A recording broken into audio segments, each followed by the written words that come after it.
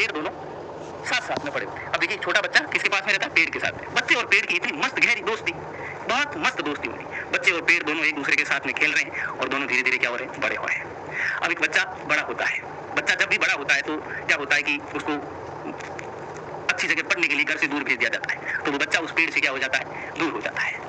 बच्चा जब बाहर जाता है, बाहर की चीजें देखता है, इधर उधर बहुत सारी चीजें देखता है, तो वो कहीं ना कहीं, अगर अपन कहीं जिंदगी को छोड़कर बाहर चले जाते हैं तो कहीं ना कहीं परेशान होता है। कुछ समय बाद, पहले उनकी गहरी दोस्ती थी, दिन रात वो बच्चा और पेड़ दोनों एक दूसरे के साथ में रहते थे। कुछ समय बाद बच्चा जब बाहर से आता है, ठीक है ना, और बच्चा परेशान हो जाता है, तो लेकिन वो वापस आता है पेड़ के पास में। जब भी बच्चे को लगता है कि मैं परेशान हूं, तो पेड़ के पास में आकर बैठ जाता है। पेड़ उसको अच्छी तरीके से समझा देता है, एकदम बढ़िया तरीके से उनकी दोस्ती एकदम। एक बार परेशान होकर बच्चा वहां पर आता है, तो पेड़ पूछता है परेशान क्यों है?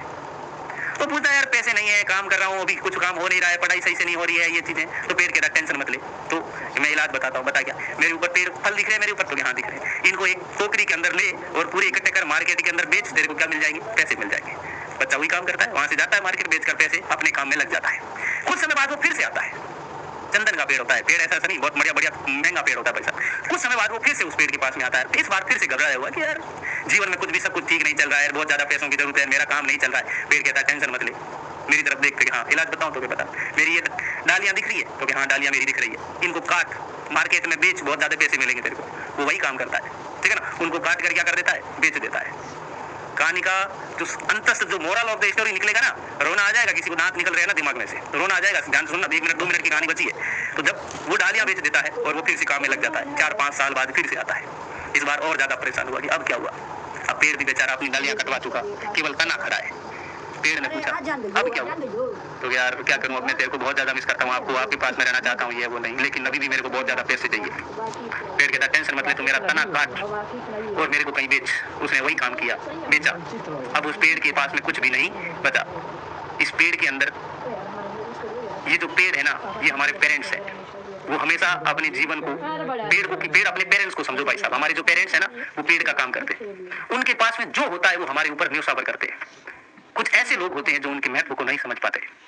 बहुत सारे ऐसे बच्चे होते हैं जो उनके त्याग को, उनके समर्पण को, पेड़ ने पूरी जिंदगी उस बच्चे के लिए समर्पित कर दी, लेकिन वो बच्चा नहीं समझ पाया। अपने को उस स्थिति में नहीं जाना है, हमें उनकी स्थितियों को, हमें उनकी सब चीजों को समझना है, उनके साथ में सामंजस्य, तालमेल बिठा कर रखना है। अगर वो कोई बात डांट फटकार कर बोल भी देते हैं तो ध्यान रखना, मैं हमेशा कहता हूँ, उन्होंने कहीं ना कहीं आपसे ज्यादा नमक खाया है और उनकी बात बिल्कुल सही होती है। कभी भी वो आपको गलत, एक माता पिता और एक गुरु कभी भी किसी, अब माता पिता अपने बच्चों का, गुरु कभी अपने शीशे का गलत नहीं चाहेगा। ये दुनिया के अंदर एक सबसे अच्छी हकीकत सत्य यही है, ठीक है ना। तो अपने परिवार के साथ में बने रहो, मस्त रहो, लेकिन उनके त्याग को, उनके समर्पण को समझना है और उनकी मेहनत को ऐसे ही निरंतर नहीं जाने देना है। हमें काम करना है अपने ऊपर, अपनी पर्सनैलिटी के ऊपर काम करना है, अपनी पढ़ाई के अंदर हमें मेहनत करना है और उनके सपनों को साकार करना है। कहीं ऐसा नहीं हो कि एक दिन ऐसा आए कि वो एकदम जमीन के नीचे चले जाए। अब देखिए ध्यान से, पेड़ इतना बड़ा था, धीरे धीरे कटना शुरू हुआ, कहां चला गया? जमीन के अंदर चला गया, मतलब जहां से आया था वहां चला गया।